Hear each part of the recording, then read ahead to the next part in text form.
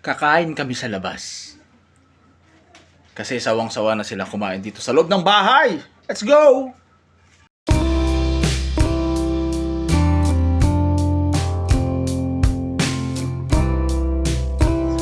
So, andito kami guys sa silong ng mangga. Literal na kumakain kami sa labas. Sa bukid. So, ito po, nandito kami sa silong ng manggang malaki.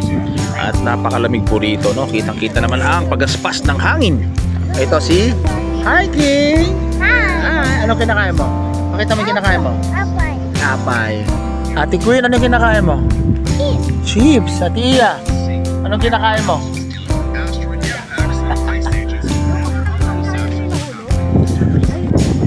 Yeah, so andito kami guys sa Silo ng Mangga. Libre, bakit?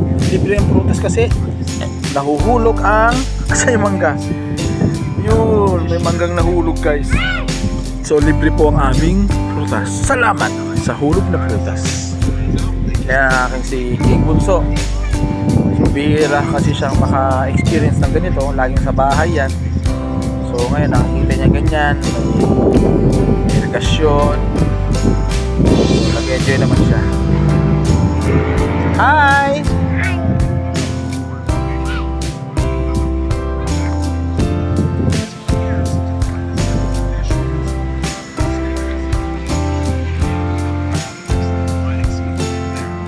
Mahulog ha?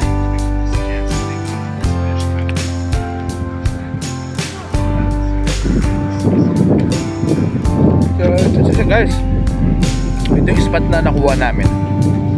Galing na kami doon, nga lang medyo maraming tao. King, dito! King! King! Dito, wag yan. Mahulog ka. So ito, yan yung spot namin. Sakto, nice spot talaga. Yan o, nice. Ganda, ganda. So next time ulit dito sa tingin ko yung spot namin. Huwag ka maglaro. Iya. Yun lang, boring? Hi! Lamig.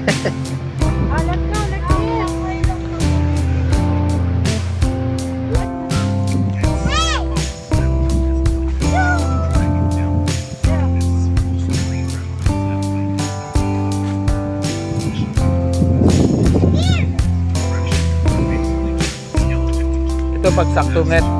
Ito pag nahulog, gumulong sa patubig. Viral to. Kaya kung ano nga ng video. Yung sakto na dapa, gumulong sa patubig.